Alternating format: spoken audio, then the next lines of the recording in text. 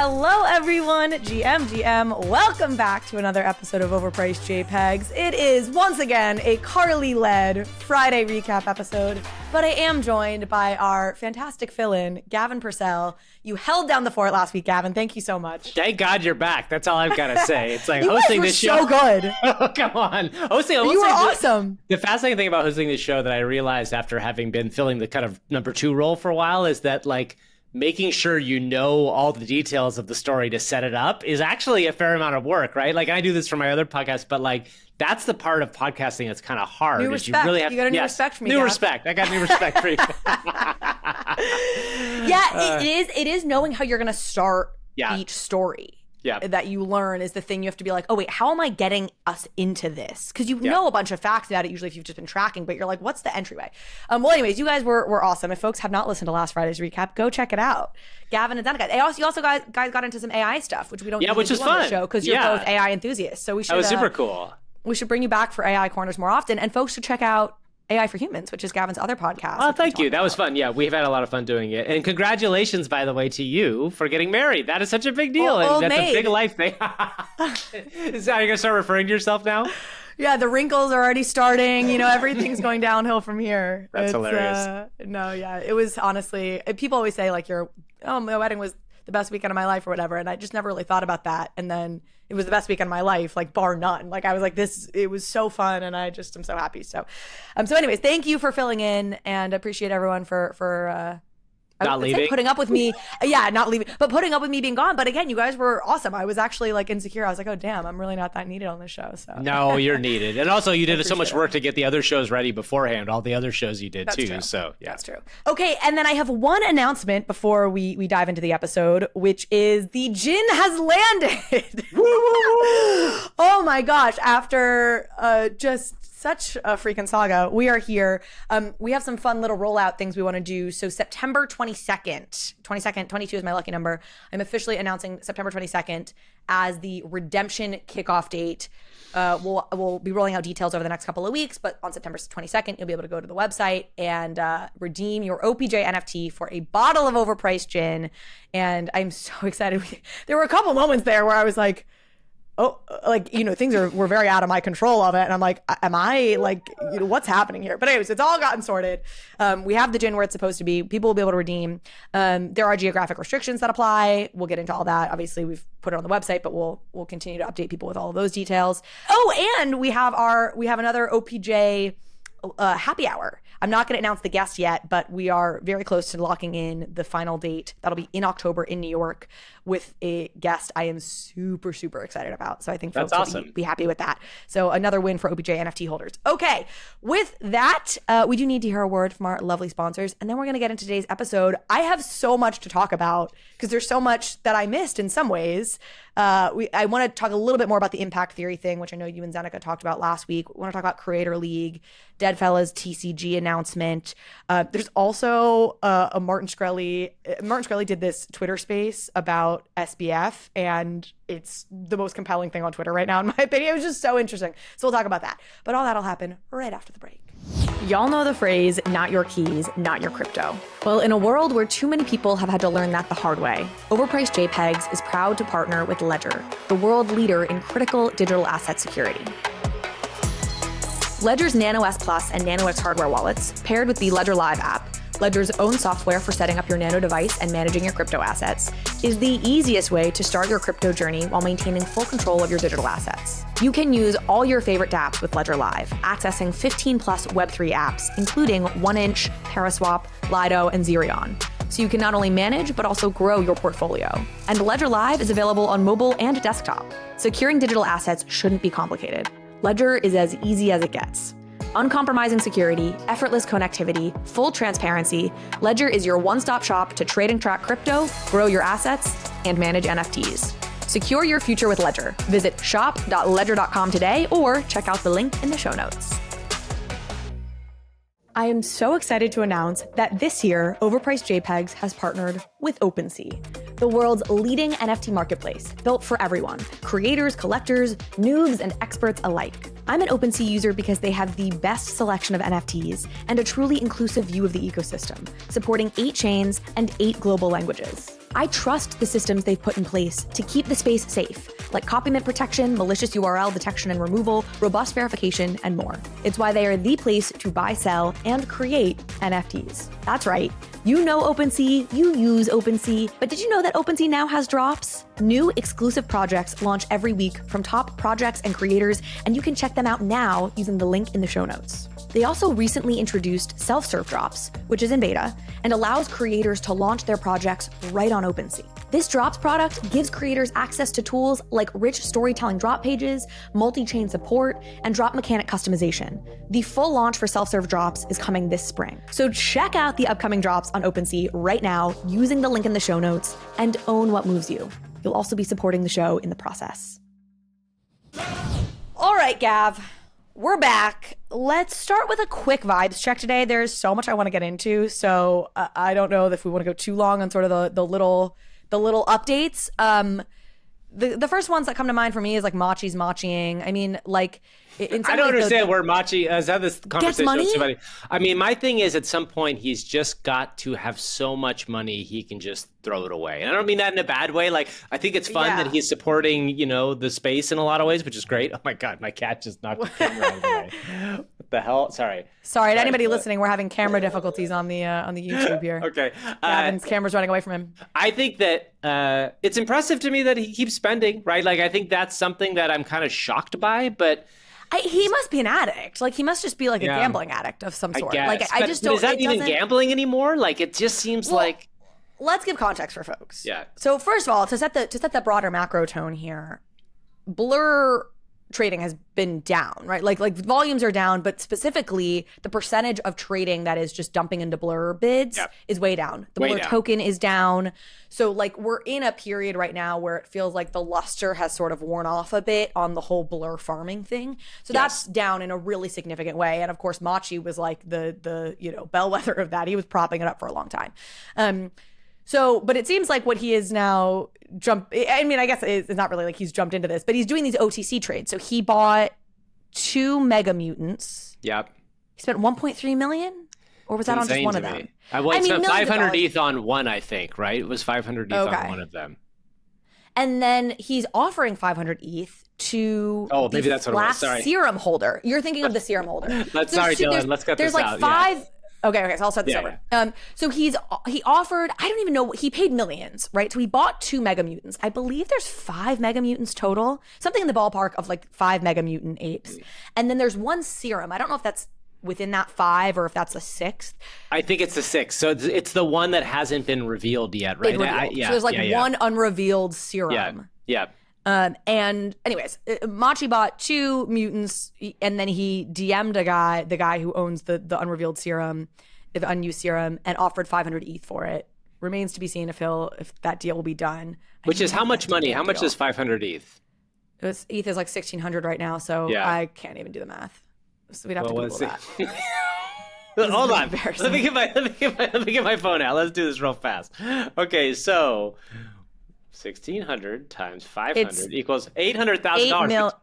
8 million? 800,000. Doesn't seem like very much, right? It's not that much.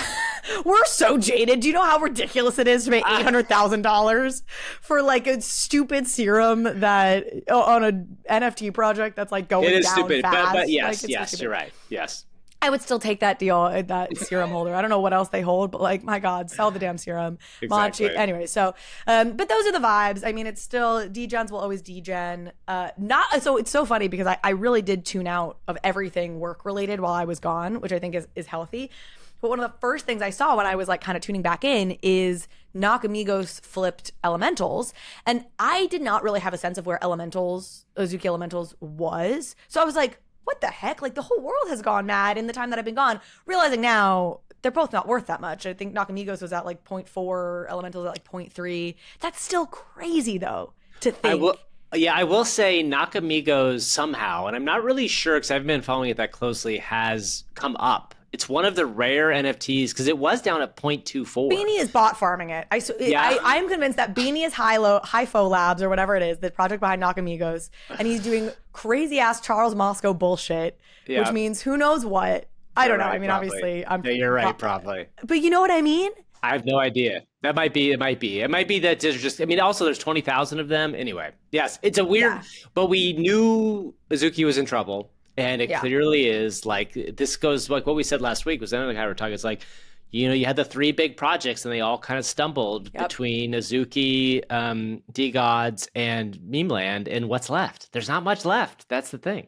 Yeah, there's Pudgies. Yeah. And Pudgies, by the way, has been flat. Like, they've done it, in fact, flat to up a little bit. Like, Captains is up a bit. Because there's meme token, it's up like 3. It was up to like 4.2 or something. Didn't it go up? I think it fell back down again. It fell back down. Yeah, I think it's at Captains is at. They revealed some, more details about the 3.59. Oh yeah, it's totally back down. Yeah. So I mean, look, I think Pudgies is But what Pudgies I feel like does well, and I'll probably eat these words, is like they haven't really overhyped things. Like they haven't, I don't feel like they've kind of built their thing on the overhype model. They've built it on this kind of like steady Luca as like a young mad genius thing, but not, and like Frank was built on like mad genius hype. Yeah. And I feel like Luca's a little bit less hype based. Well, that's what I was going to say. So NFT Stats had a really interesting quote because, he's in Korea. I mean, did you see NFT Stats got a squiggle shaped into his back of his head? Yeah, and he was like, I shouldn't have done this before I went to a wedding or something. Yeah, exactly. He went to an event in Korea and he had a quote from Luca in Seoul, which said that Pudgies is on pace to do 10 million in toy sales for our first 7 months. That's sustainable. That's forecastable. At some point, you have to ask yourself, are you here to give from the space or take to the space? I know which side I'm on. So the interesting thing about Pudgies is, and maybe this is just the future of what we look at with NFTs, is Pudgies is building a business, a real business. Yeah. This is a business. And guess what happens when you have a sustainable business? You have a more moderate growth strategy. You know what I mean? You have a little bit more of a significant...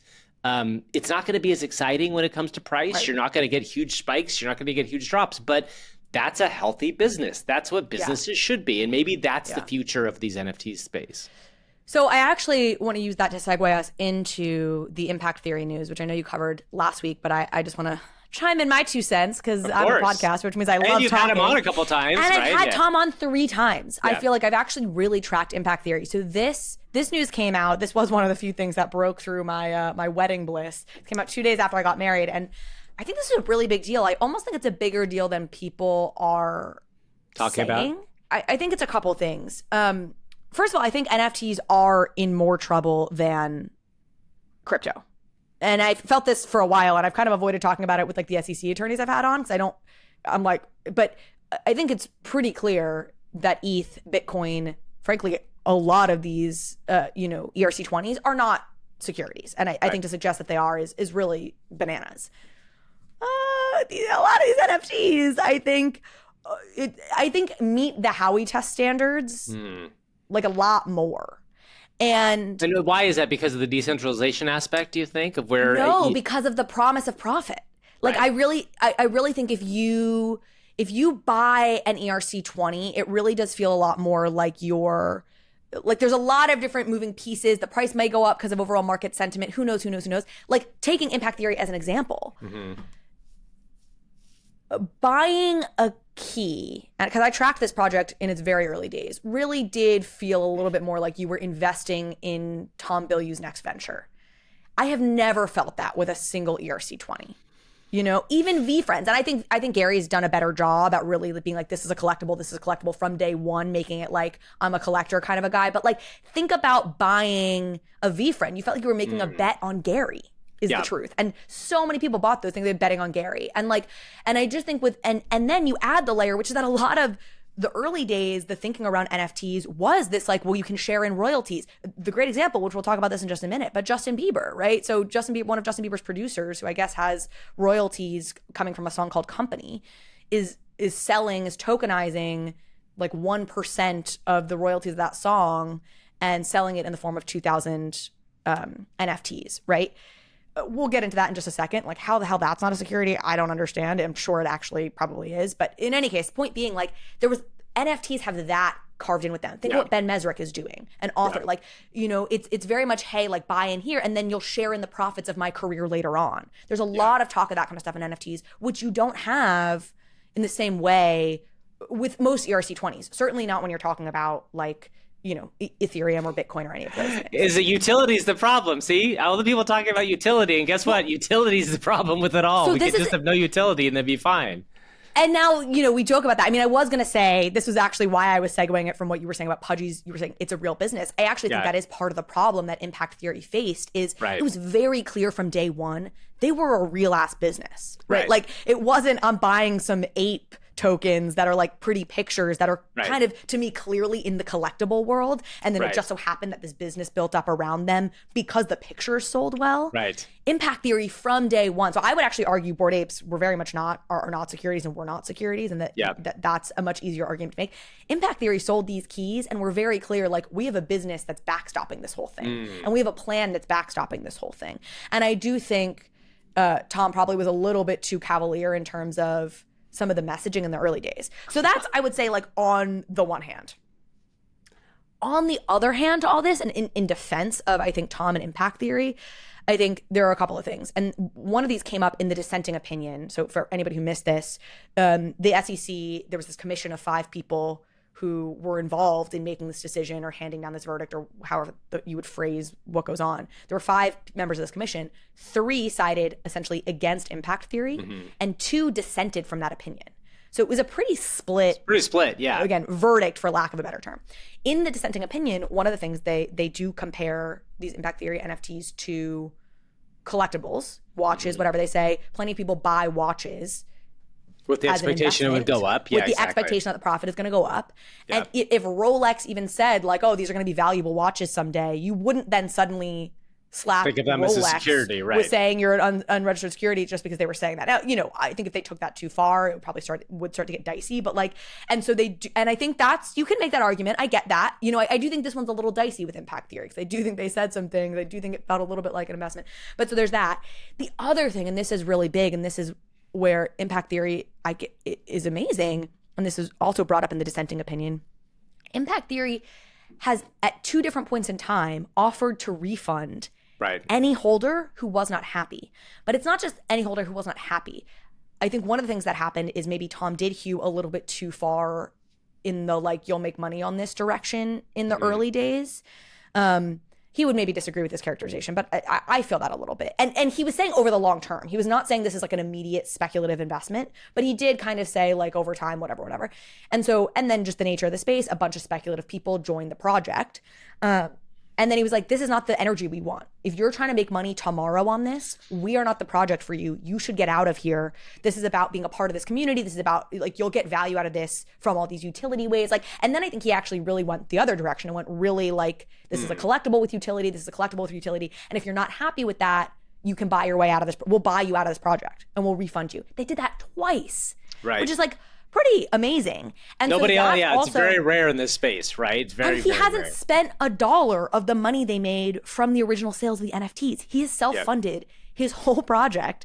And so that was another thing that the SEC dissenting opinion pointed to say like, they also, maybe, and not that this, I'm again putting a little bit of words in the mouth, but like, sure, maybe they treated this more like it was an investment in the early days or whatever, but like then they kind of corrected course, and anybody who was left still thinking that this was like a quick buck making thing could be bought out. So I think that's in defense of Tom. In any case, and impact theory broadly, I clearly disagree with how the SEC is going about this, because there are clearly just bigger picture questions that need to be answered about NFT projects. And it's what we saw, of course, in crypto as well, which is this regulation by enforcement instead of taking a step back, starting from first principles, designing a set of rules, then systematically approaching the companies who are already out there. Like the way the SEC has gone about this, I totally disagree with, and I don't think they should be going like this. The last thing I'll say, actually, I say that, but I have like 2 more things I want to say. Thank you for being the sounding board to my rant on this, Gavin. Yes. And the last thing, not actually probably the last thing, but one of the final things I'll say here is that Tom, impact theory is actually in the best position for something like this to happen, because Tom is very independently wealthy, so he is self-financing this whole thing. He can actually afford to pay a $6.1 million fine to the SEC, which he has said specifically he did that because litigating this was going to be much more expensive. And they felt like instead of using the money that we want to be putting towards this project, instead of using that to litigate with the SEC, why don't we just settle for $6.1 million, which is less than we would spend on the litigation? And it's kind of this not admit nor deny thing that he wrote or whatever. And then the other thing is that he has to, once again, give all the holders the option to refund them. So he'll do that, which again, they have the capital to do. And then they have to destroy all of their existing NFTs that they're holding, which I feel not good about, right? And again, sits in that category of what precedent does this set? Is like there should be a bigger first principles conversation that happens before you start like forcing companies to destroy the NFTs they hold. But that's a separate thing. I mean, we just talked about. So he's in a great position because he can actually afford to do all of this, and his holders don't have to get refunded. They can still hold their keys. They can still now completely move forward. And I don't think a lot of the holders actually are burning the keys as a result of this, because I think the people that are in the community now as key holders are generally people who they've been given two previous opportunities to refund. Like they're there, they get it. So I think they're in a better position than many to actually weather this storm. My actual final thought is there is such an irony to all this because, and I think my sense is that Tom actually would love to return profits from the business to holders over time, and that in its purest form, that actually is what he wants. He would like to, and I remember interviewing him the first time I interviewed him, which was over a year ago at this point, probably a year and a half ago at this point. He kind of alluded to that, and he was careful because of security stuff, but it was pretty clear to me that like that would be what he would want to do because he's a good guy who loves the idea of sharing the wealth of a business that's successful with early supporters and early holders. Now, and by the way, that's not a terrible idea. This is the interesting thing. Yes, and the terrible idea is watching people who will manipulate a system like that. I think the interesting thing will be is like, what does it mean to, if you want to do that, being a security and all the red tape that goes involved with that and all that sort of thing, right? Yeah. Well, this is the irony I was going to say is, okay, the keys are out there now. There are holders. The whole point of the SEC is to protect consumers, and the point of like securities laws is to protect consumers from getting screwed. So the irony now is you have a bunch of people who already hold these tokens who won't be able to get monetarily rewarded for it, even though that would be better for the consumer. It's like this weird backwards thing, right? Like the SEC wants to prevent other companies from selling things on the promise of a return when they might be fraudulent. But in this case, you actually have like an honest, good person. The NFTs are already out there who's being prevented from doing something good for their holders because of the SEC. It just becomes the whole twisted dynamic here. I think it makes sense only from a standpoint of, and I said this last week was Zen, but like they want to make an example. And what better example than some very wealthy, very public individual who did this thing that they want to show everybody, hey, guess what? This is not okay. So by making an example out of Tom, it kind of sends a message to the world at large as to like what is allowed and what isn't allowed. And I think you're right. It's unfortunate in some ways, but like this is, I think, what they're doing. It's of course what they're doing, and that's so misguided and silly because the things he's getting nailed for was being kind of transparent and open and talking about, hey, I'm a really savvy business person who's going to build another thing. Like all this, in some ways, what this ultimately incentivizes is just more shadowy behavior. Because if you don't promise a return, if you don't promise you're not going to get pinned in the same way. But that's actually less transparent. Like it's less helpful as a consumer. It just goes back to what we say over and over again, which is like you need to put forth a set of guidelines that people can follow and allow a legal path to this. I just don't think they'll prevent good people from getting into this business. They're not going to prevent bad people from getting into this business. And that's the irony with this. Can I ask a question about art? Because I'm curious, and I don't know this answer. So art is an asset people buy all the time with the hopes of it going up, right? And this is something that people have bought for hundreds, maybe thousands of years. People have bought art with the idea that it would go up in value. Why is art not a security then itself? Is it because it's not a company making it and it's an individual that has been removed from the space and it's single pieces that go from place to place? So that's considered. And then my follow-up to that is like, is Squiggles then a security because it's a collection of stuff? My layperson's answer to this would be the efforts of other piece, right? Once the painting has been completed, there's no more efforts of other that's going to make the price of that go up. Okay. If a market, you know what I mean? Like if 6 people say, hey, that's worth something to me and I'm going to pay a bunch of money to it, you didn't buy that piece because the efforts of others was going to make the price of that piece go up. Other participants in the market decided they wanted to pay more for it. Okay. That's very different. So when, and just for anybody who's missing the context here, I talk about this a lot on the show, but the Howey test is what determines if something is a security. And this was a really big unlock for me in the episode I did with Karen Newbell, who's a securities attorney. She's actually like a blockchain. It's a great episode. Definitely listen to that. It's a really good episode. And the big clarification she told me is like, hey, there's a statute that rules on what are securities, and stocks are always listed there. That's like a separate thing. And then there's another categorization within securities that's investment contracts. And that's what the Howey test rules over. And that's, did you invest with the expectation of profit due to invest in a common enterprise with an expectation of profit due to the efforts of others? And my guess, I mean, it also could just be that art is like listed somewhere as not. Well, yeah, I guess there's a world where you could say I invested in Squiggles because I believe that Snowfro is a great conduit and person out there presenting the Web3 world versus saying I invested in Squiggles because I like the art. And that's a slightly different variation of it. I guess my big thing is like, I'm wondering if there's the collection idea, a collection itself is separated from the idea of an individual art piece. I don't think so. Yeah. No, I don't think so. And I think it's pretty safe there. Again, there's a chance that art is just enumerated in a statute somewhere as something that's like not a security in the way that a stock is enumerated as being a security. But even if it weren't, again, it just doesn't pass that Howey test. Let me introduce you to a brand new company that I could not be more excited about. Web3 Sense. A Web3 analytics platform that combines on-chain data with social media insights to give you the deepest, most meaningful intelligence into any NFT community. I have tested other analytics platforms out there, but Web3 Sense has the most comprehensive capabilities I've seen in the NFT ecosystem. They apply sophisticated data science to wallet histories to determine behavioral patterns and help shape predictive analytics. In other words, they can tell you which Twitter accounts are actually the influencers in your space. And they can tell you what resonates most within a community by looking at what other communities token holders are involved in. The number of use cases here is virtually unlimited. So whether you're a trader, creator, institution, brand, agency, I promise Web3 Sense has data that you want to see with the deep and actionable insights that you need to build, analyze, grow, start, whatever you want to do within the NFT space and in terms of building a business and a community. Now, they are still in very early days, so they're eager to connect with the community. So if you're interested in learning more about what Web3 Sense can do for you and your business, and you should be, go and fill out the very short form linked to in the show notes, and someone from their team will reach out with more information and an opportunity for a product demo. Trust me, you won't regret it. This actually is a perfect segue to just close out with this Justin Bieber news I was alluding to earlier. So basically you have Accident, what's his name?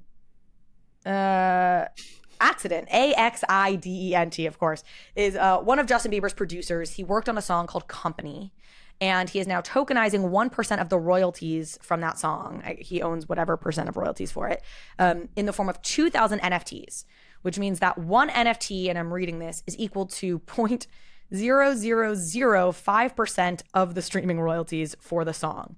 And each NFT will be available for $28. Royalties will be paid out every 6 months. So Company is a song that came out in 2015. It has 170 million streams on Spotify, but it came out in 2015. So it's not going to be getting a lot more streams, probably. So somebody did this math, and I'll do this really quickly. So it's no Peaches. Let's just put it that way. It's no. Yeah, exactly.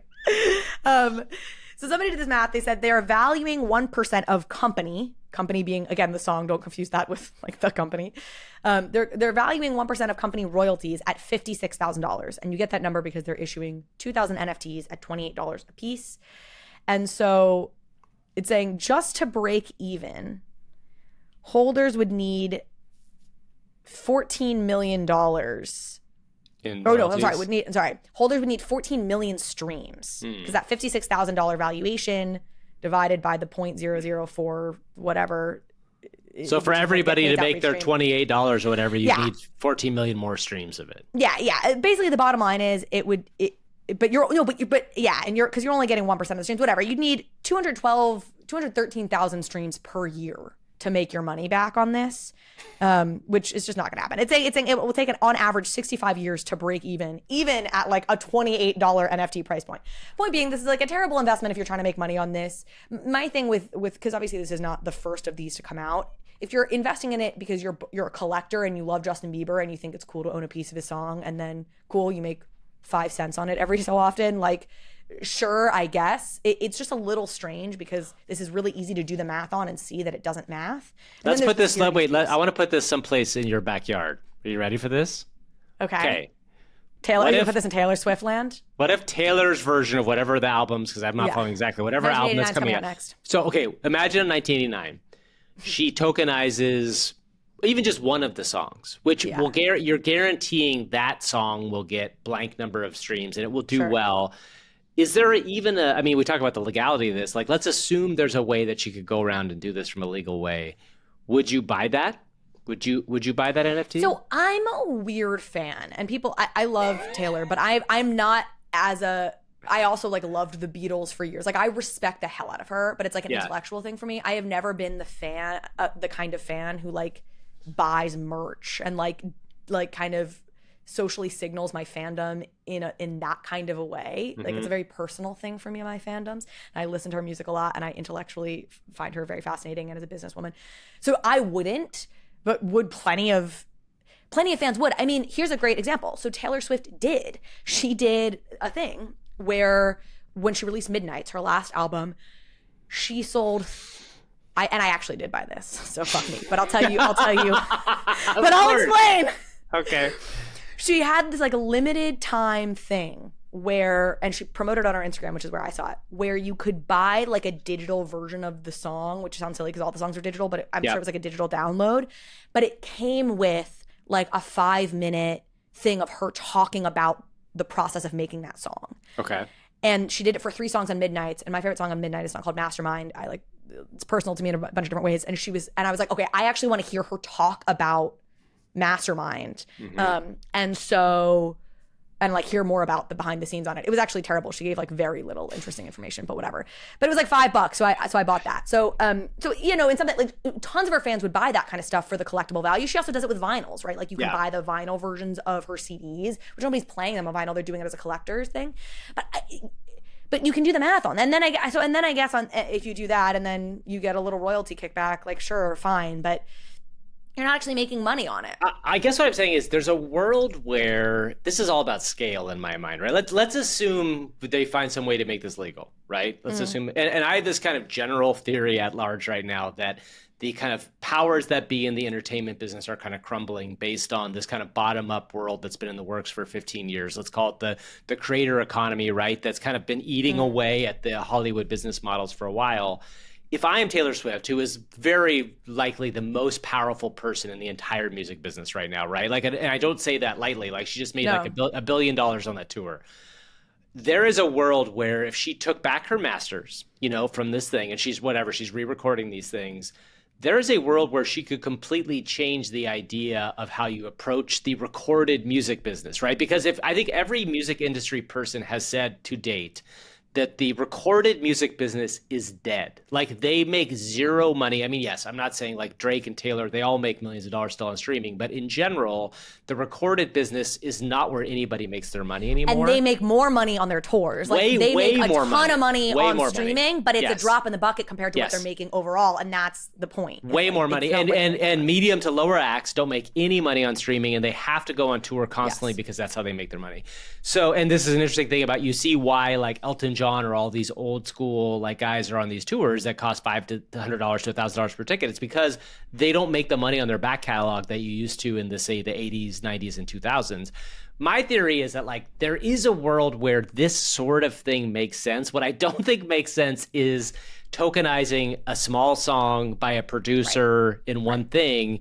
Totally. But if there was a world where I could support my favorite artist, and my favorite artist had bought into this thing, and I think this will get into our next conversation or another conversation too, the issue right now in my mind is that the idea of NFTs and blockchain is so toxic.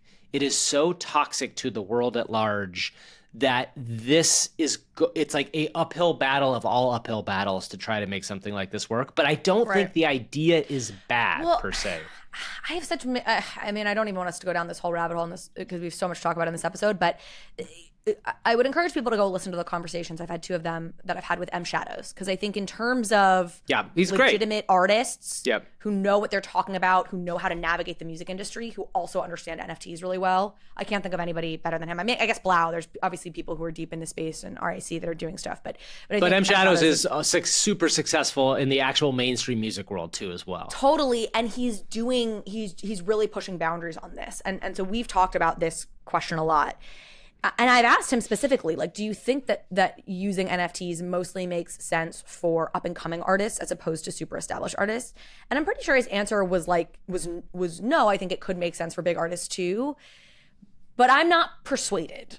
Like, why the hell would Taylor Swift do that? The system works fine for Taylor Swift. I'll tell you why. Here's I have a theory. It's broken in the sense that she doesn't own her masters and she hates that. But like, why would she want to give money? It actually goes back to a conversation we had recently. Why would she want to give money to her fans, frankly, when she could have the money herself? Like that sounds selfish, but like. No, but it's the same issue the gaming industry is dealing with, right? Which is the idea of these giant companies that own and hold all of the money in one entity versus the idea is, will there be a person that comes along and finds a way to share that money with the audience and grow something at large in the same place, right? So I'm just saying it's a world where it could be something interesting. Now, whether or not you need to, I don't know. And whether or not you'll ever be able to break through past that kind of very hardcore corporate background of the music business, I don't know either. But it's interesting. I do see a world where it becomes a paradigm shift happens and consumers begin to expect to share in the wealth. The super fans expect to share in the wealth of the artists that they support. Yeah. And you'll always have certain outliers whose music is just so good that like you're going to listen to it, even if they're not giving you the benefits or whatever. But I do think that paradigm shift will happen, and there'll be some degree of that. The question I was going to ask on this is like, is this a security? And it comes back again to me to this on the investment contract side in this Justin Bieber case is like, is there an efforts of others here, or is the idea no, the song is done. Yeah. So yeah, you're buying this token, but the song's out there. Like Justin's not promoting Company. You know what I mean? It's like random 2015 song that he came out with. Like Accident doesn't have power in terms of promoting this thing. So maybe there's really no effort of others here, which means maybe it's not a security. I don't know how that would get litigated, but at first glance, you're like, you're buying something, you're getting money back, you're getting promised money. Like that seems like it's clearly a security. I think it gets trickier if it's like you're buying into an artist or a song that's going to come out. That feels more there's like expectation of profits, efforts of others versus it's already come out and you're just you're picking up the scraps that are getting thrown off at this point. I don't know. But all this stuff is to me very interesting and very central to certainly the future of this industry, but also just like the future of the creator economy. Like this is what we're all here for. I mean, it's really, I think pretty significant. Okay, this segues us beautifully to Creator League, the Creator Economy, Creator League. I'll set this up, and then I really want to get your thoughts, even more than my own, because I think this is more your space than mine in some ways. So for anybody who missed this, esports company called eFuse launched a terrible name, by the way. eFuse really is a terrible name. eFuse? How do you probably pronounce it? eFuse is probably eFuse, like effusive, right? It's probably some play on that. Oof. Okay. Oof. In any case, they got theirs, for that bad name because they've had a shitty couple of weeks. Basically, they announced this thing called Creator League. They had 8 really big esports creators signed on, and the idea was that you would kind of join this Creator League. You'd be on a team kind of headed by one of these 8 creators, and then you'd get to play games. You'd have AMAs with the creators.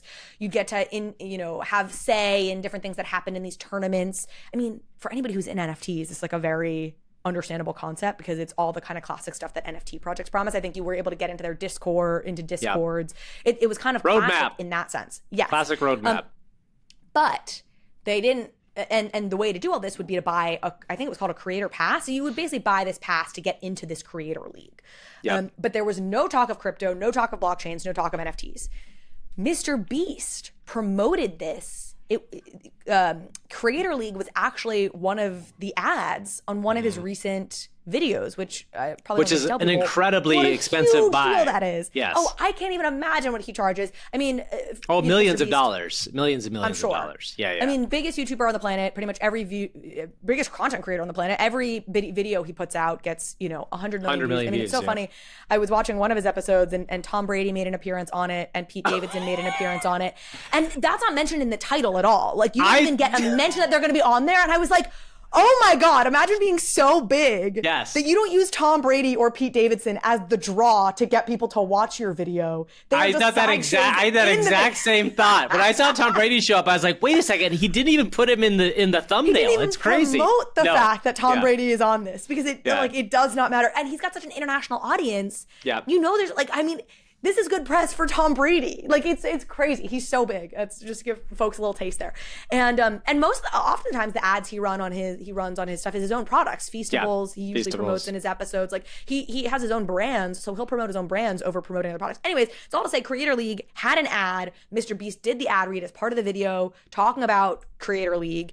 And then all hell broke loose because, in short, a bunch of the creators who were leading this, the 8 creators that they had signed on, claimed they did not know that there was a blockchain component to any of this. Yep. And CDawg, who was one of the bigger creators, really stepped up and said, oh my gosh, I didn't know. I hate NFTs. I've been very vocal about hating NFTs.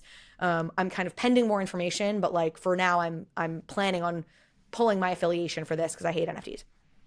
Last thing, and then I want to get your thoughts, and then I have thoughts, is eFuse also had a big layoff. They laid off 30% of their employees or 30 employees or something. I don't know. They had a big round of layoffs. And they basically said, we're pausing this. We're pausing Creator League right now, just given all the stuff that's happening within the company, external to the company.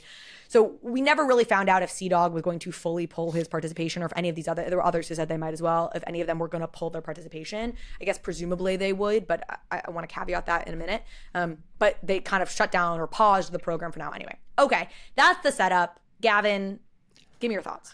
Okay, my very first thoughts on this are, and this kind of says to what I was talking about before, is that we are in a need of a rebrand of this entire space, right? Like then when I say a rebrand, what I mean is see, when you work in like media and PR, you get a sense of like how the messages go out into the world, right? And like you get a real sense of what there's actually a person that's called crisis PR that people hire when they come in and they say, oh crap, I've done this thing that I have to figure out some way to figure this out. They bring a crisis PR person, and there are literally like a half dozen of these people who are like specialists in doing this. It's the person SBF should have hired and very clearly did not. Well, a lot of times people hire these people and never listen to them, which is a whole other story. But Web3 needs this person. And when I say Web3 needs this person, what I mean is we all have been in this world for a while. We know the problems that it has. We know it, but we still believe in it in part. 90%, I would maybe even more than 90%, depending on how many people actually know what this world entails and what it is. 90% of the world really and truly believes, flat out, crypto is a scam. They really and truly believe this. And I think when I say this, what I believe happened with this, and by the way, this is not to say like, I would have loved this to have been a much more upfront, much more interesting thing, because anytime you get Mr. Beast's, whether you buy it or whether he talks about it, like that is the laser focus for, say, the like 10 to 20-year-old, especially male, but really the 10 to 20-year-old audience, which drives a crazy amount of consumer behavior. So you've got this really interesting thing that you've spent money on. The fact that like this streamer, the other guy said, oh, I didn't know it had NFTs in it. And if it has NFTs in it, he knows, by the way, his audience. He's not, I mean, I'm talking for him, but like, he probably doesn't give a shit necessarily about the fact that it's NFTs per se, because it's money and you get paid for it. But and he does, I'm sure. So this is not me trying to come down on his side, come down against him. But the reason why he's doing that is because he knows his audience hates NFTs. And his audience hates NFTs because of this. You're talking about CDawg. Yeah, CDawg. CDawg. But also probably Mr. Beast. Now, I don't know, Mr. Beast probably big enough where he could just say whatever. I sense he's more neutral on NFTs. Like, he's so sharp. Like, the thing that's well, finish your thought, and then this actually gets me to what I want to say. The big thing I'm just saying is I think that right now, to present NFTs as a reliable / interesting business model to the world at large is a losing opportunity. Which is... And there's no win. There's just no win, and that's the screwed up thing right now. Well, and presumably that's why this company eFuse didn't. Like, they just didn't talk about the NFTs. The problem is that it felt like they were hiding something. Okay, but here's the thing that I feel like is missing to me. So you have you have on one side, you have C-Dog and these creators being like, oh my God, we absolutely hate NFTs. We didn't know NFTs were involved in this. We're probably out. And on the other side, you have NFT people, which is obviously a much smaller population that we all hang out in, going, oh my gosh, you're so close-minded. You don't really understand what NFTs are. Like, pay attention. But then what you have in the middle is you have eFuse saying, these aren't NFTs.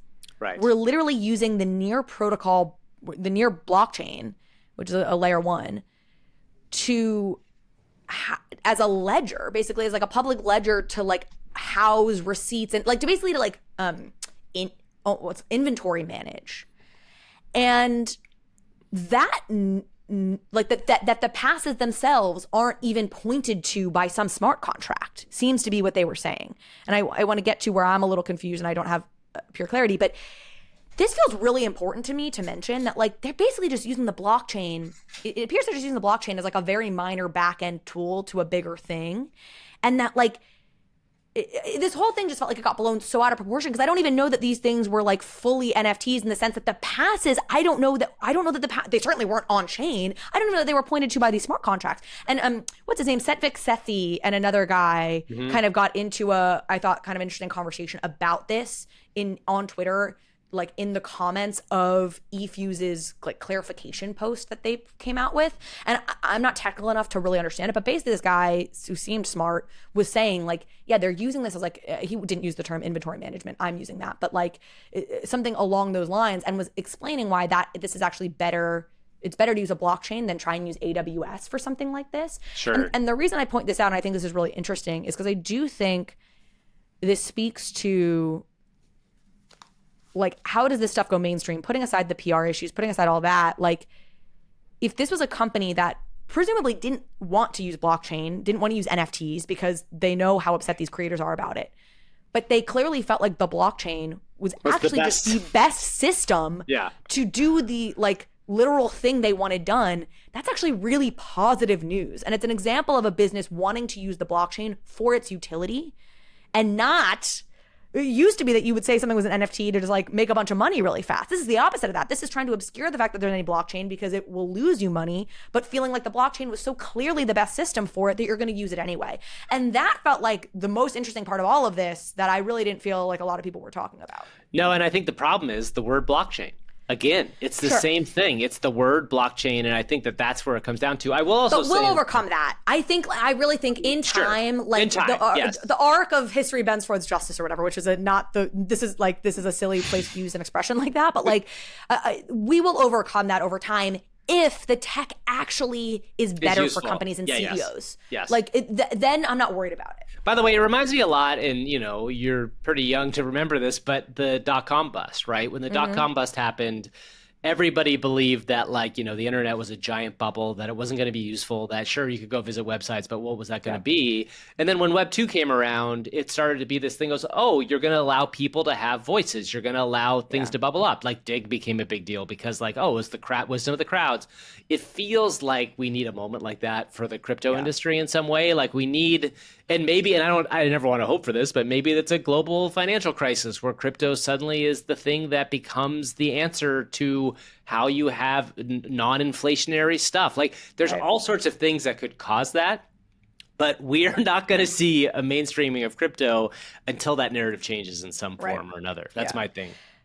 It will though. Like I'm less worried. I think you're right. Obviously, like it's so interesting for those of us in the bubble to be reminded of just how much the people outside the bubble absolutely despise us. but I'm not. I think it'll prevail over time so long as it's useful. And this was actually an example of like, oh shit, like this was a company finding it quite useful. I'm watching a series. It's actually really good. It's a Vice series produced, I think it came out in 2021 on Hulu about the 90s. It's called The Dark Side of the 90s. Oh, fun. And so, of course, the dot-com bubble gets touched on in a bunch of the episodes. And one of the episodes is all about Beanie Babies, which you're like, oh, wow, this is a lot like NFTs. Like the Beanie Baby bubble, you're like, yeah, this is really pretty identical to a lot of what happened in NFTs. Got it.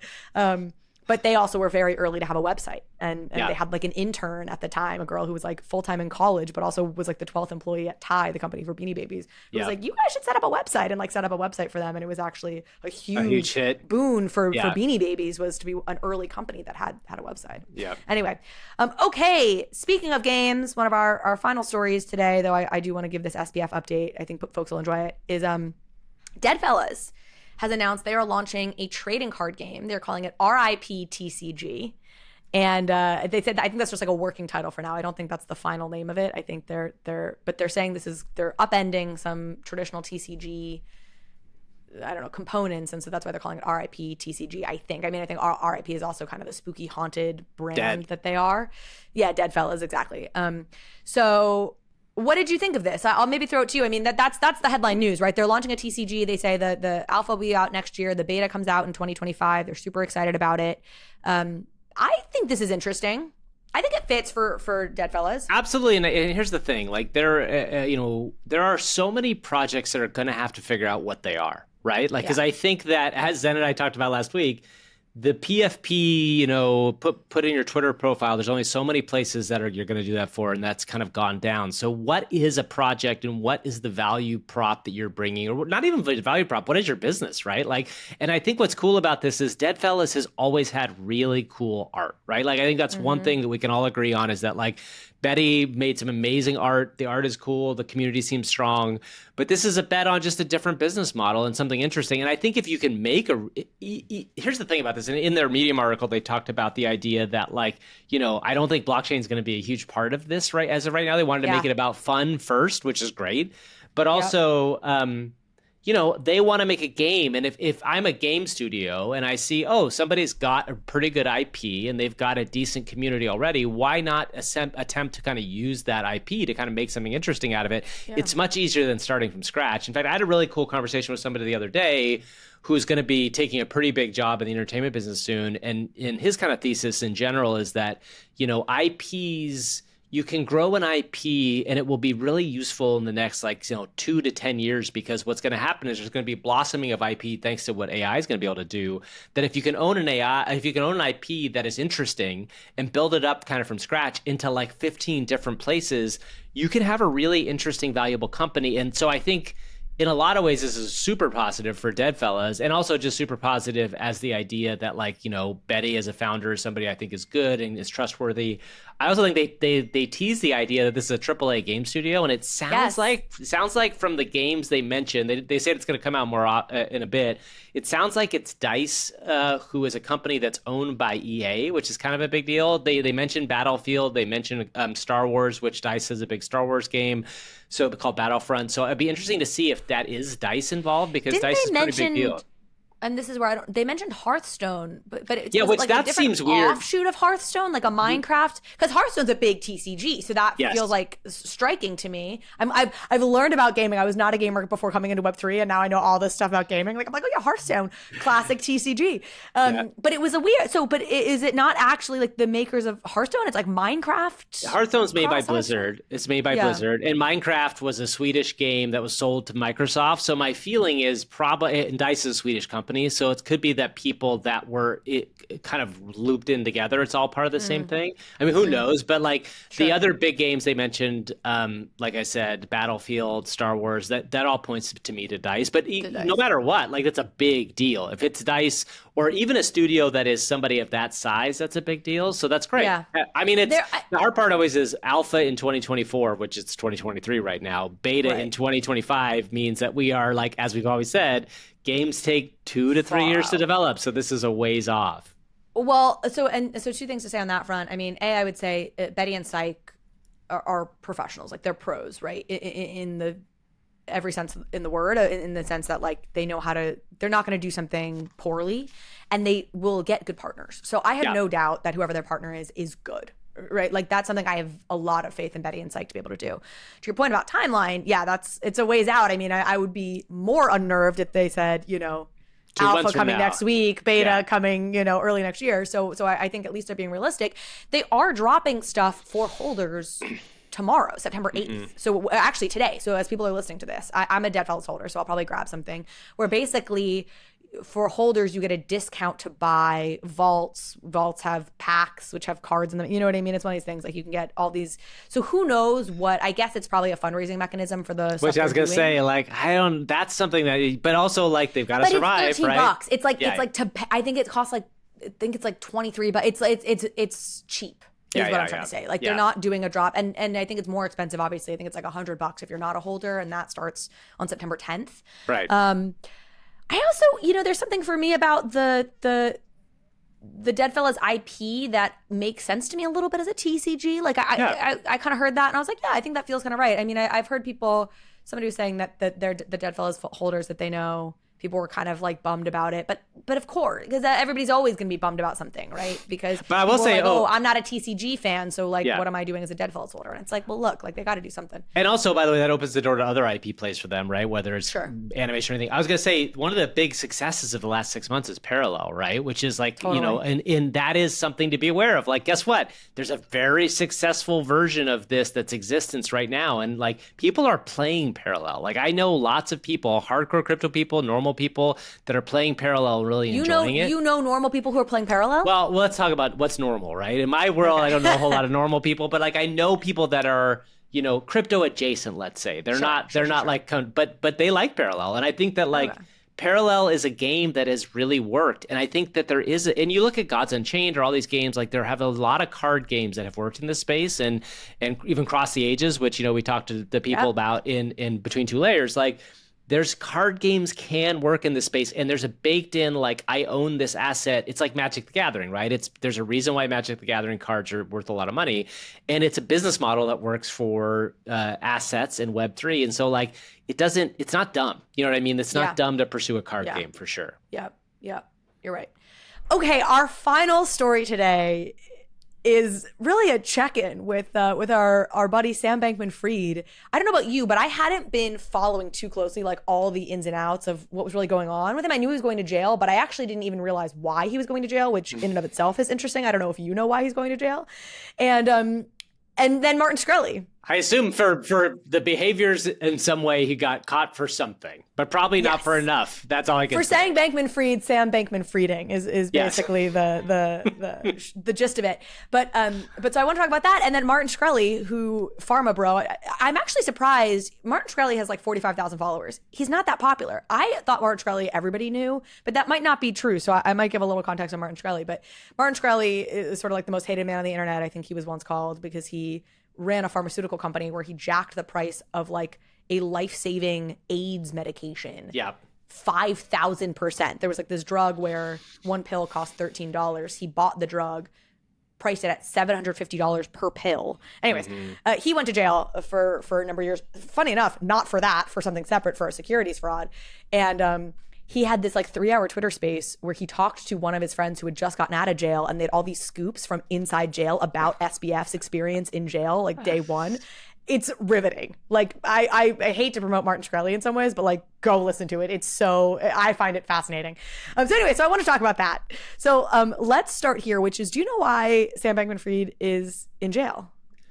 Again, SBFing is all I can say. I would assume defrauding some. Like that was why? Here's what's funny. So obviously there's charges against SBF, and there's going to be a trial, and he's going to trial. Oh yeah, he hasn't been tried yet for this stuff. Correct. And so that'll determine, and then ultimately he will end up in jail. Yeah. But he was out on bail, and this made a bunch of attention, right? There was like some $40 million bail he made, and people were like, where the hell did that money come from? And then his parents were like, our friends are rich. And we're like, $40 million rich? Anyway, so maybe there's some shenanigans there. Maybe he was secretly still had crypto that he sold to make bail. Who knows? Yeah. In any case, this dude is out. He's on house arrest. This is the dream. You are like the villain to the world, and you get to hang out in your parents' fancy house in like Montecito or wherever the hell they live in the Bay Area, and you're fine, right? Play your League of Legends, whatever. This fucking dude. So first, he contacts the general counsel from FTX to like sync stories or something. And the judge was like, no. That's like, never good. That's like witness tampering, or like they said it was witness tampering. Debate if it is, whatever. The judge was like, don't do that shit. Then he uses a VPN, which he claims he used a VPN to watch football. Okay. And that like every time you use the VPN, like lined up with like football Sundays, and it was to watch like the Super Bowl and shit. But the judge looked at this and said, like, we can't know what you're doing while you use a VPN, and like you're a criminal out on bail, or like, you know, alleged criminal out on bail. Like, you can't use a VPN. What the hell are you doing? Like, this is your last warning. Yeah. And then he sends Caroline Ellison, ex-girlfriend Caroline Ellison, CTO or whatever of Alameda Research, he sends her diary, which how the hell he had that is also, to the New York Times. And the judge was like, that's witness tampering. You could be seen as this could be seen as a way to intimidate Caroline Ellison, who's going to, you know, speak against you, testify against you in court. I've also already warned you about witness tampering because you reached out to the general counsel. Like, and so he got his bail revoked. So this was so unbelievably self-inflicted. And what's so fascinating about this is, I guess, the arrogance. Like, it's everything we've seen, like the arrogance you have to pull off the FTX thing to begin with. Then just the like incessant media tour this dude was on, DMing every fucking reporter, anything he goddamn pleased after he's caught. Then makes his $40 million bail and can sit in his lovely little luxury home, and instead winds his ass up in prison because he can't help himself but do this like crazy stupid ass shit. Like, just sit and play League of Legends all day. That's all you had to do. Anyway, so he goes to jail because he's not on bail anymore. So he will now have to wait in like holding cells basically until his trial, which I think is in October. So it's not like he's actually waiting all that long. But he's in something called the MDC, which is in MDC Brooklyn or something. He's in New York, which is a detention center that is, it's not like a final prison. It's where people go to wait for sentencing, to wait for trial, to wait, whatever. So, and I'm now getting this information now from Martin Shkreli, who's been there, and his friend has been there too. It's apparently crazy because it's not, it's like a madhouse, or like it's a jungle. He's like, it's, you know, 8, 10, 12 stories, whatever it is. It's a super tall building. You come in on the 4th floor where you get held initially, but then you usually get sent up to 5th, 6th, or 7th floor. And he's like, it literally ganglands. It's literally just gang wars on like the 5th, 6th, and 7th floor because this isn't a full-time prison. Right. So it's all sorts of people just coming in and out, and like literally stabbings are happening. And the big thing is that it's all levels, right? So all levels of crime end up here. Whereas, you know, he'll probably end up in a white collar place. Yeah. Right. And that'll be fine. Right. So there's low security prisons, you know, middle, and then the maximum security kind of penitentiary system. But this has everything. So you're in there with the murderers who are waiting to be tried, and you're in there. And it's just so wild to think of SBF in this kind of environment. And this guy, whose name is Poop, apparently, that's what he goes by, the Martin Shkreli's like insider friend. Yes, his like prison buddy who just got out. The guy's living in a halfway house right now. He just got released from prison. All his friends are still on the inside. He's like texting all these people, and apparently the first night, so SBF comes in on the 4th floor, gets sent up to the 5th floor. His cellmate won't let him into the cell because he thinks he's a mocho, which is a chomo, a slang for child molester. Oh my They're like, God. if you're a white guy in prison, there's a 50% chance you're in there for child molestation. Right. And so first of all, just being a white guy, and then you're like, Sam Bankman-Fried, like kind of like internet weird looking dude. So his and apparently like if you're, you know, for a lot, like people, you know, people won't put up with child molesters in prison. So like they just wouldn't let him into a cell. And they were saying the other thing is like people assume that like guards will just like force something, like they like don't. They're like, the guards sometimes step in and like half the time just don't, you know? So like, so he couldn't get into a cell. Eventually they sent him back down to the 4th floor apparently because like he couldn't make it on the 5th floor. And apparently now he's in with a bunch of like kind of Chinese mob people as sort of like the folks he's hanging out with. I think this is so fascinating. In any case, so that's the update on Sam Bankman-Fried and the 3-hour Twitter space that Martin Shkreli had with his prison friend, getting scoops from the inside on how Sam Bankman-Fried is faring. I mean, I will always say too, it's important to always like, you know, be aware who the narrator is. Like every story's told from a perspective, you know what I mean? Yes. But it's compelling. It's a fun narrative. Honestly, like this is one of those things like I don't know why Martin Shkreli or this dude necessarily have a reason to lie. I mean, maybe they have a reason to make it up to get attention, but like listen, it's probably true. I mean, I'm not saying it's not true. Yes. It's just like it is an attention economy. Martin Shkreli is also the guy that bought the Wu-Tang album that there's only for $2 one million. made of. He's a very master of attention. So like that's an important thing to be aware of. What's so interesting is he doesn't have that many followers. 20,000 people listen to this Twitter space, which is a lot on the one hand. I'm like, not that much on the other hand. I mean, totally. I was having that thought throughout because of course, like Shkreli's trying to like flex his like hardened criminal muscles and just he literally said at one point to Poop, he was like, you know, I was saying to somebody, blah, blah, he was like, you know, you and I could like set him up in there. Like we could get him protected. Apparently Martin Shkreli's like deep in with the Armenians and the Italians in the prison system, and then Poop is in with the Hispanics or whatever. And he's like, you know, I'm curious, like, do you think that's true? And then, you know, Poop's like, oh, for sure, man. Like, da-da-da-da. And that's where I'm like, maybe that's true. Maybe that's not. That's a classic case of like, it's just, I don't know. I actually just, I think it's really interesting. I read a book years ago called Monster, which I just actually reordered. It was, like a gang leader in LA who got the nickname Monster because apparently he was so brutal. Ends up getting sentenced to, you know, 25 years in prison, whatever. Writes a memoir. The story is, and I have to, this seems to be true, writes a memoir in solitary confinement. It is such an incredible book. This book is so good. He goes to prison and then I think kind of, becomes like, very philosophical, like has a total change of heart from who he was as like a gang leader. He got into a gang when he was like 13. This book is called Monster. I think it's called an autobiography of an LA gang leader. But if you look up like, I just reordered it because I was like, I really want to reread that because it was a really interesting book. Anyway, so I find criminal stuff in jail and prison like totally, it's just such a different world. Fascinating. I think it's really interesting. Okay. That's the show, folks, and the SBF's trial is in October. I'm like, in New York. I'm like, I kind of want to go to maybe some of the proceedings. That should be your drive through all of October. Yeah, be your beat, exactly. The SBF beat is be on the SBF beat. You know, it's so funny because I'm sure there's so many people who are going to be doing that I'm like, feels like it's become such a hard thing to like stand out doing. It's actually a good limited series podcast, by the way. Tweet at me if you guys want me to become the new SBF beat reporter.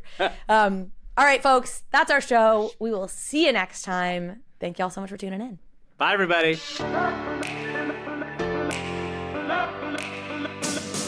Thank you so much for watching this episode of Overpriced JPEGs. If you liked this conversation, if you liked this episode, please go ahead and hit subscribe. It helps me out, it helps the show out, and it means you will get alerts and updates when we post new content. Thanks again.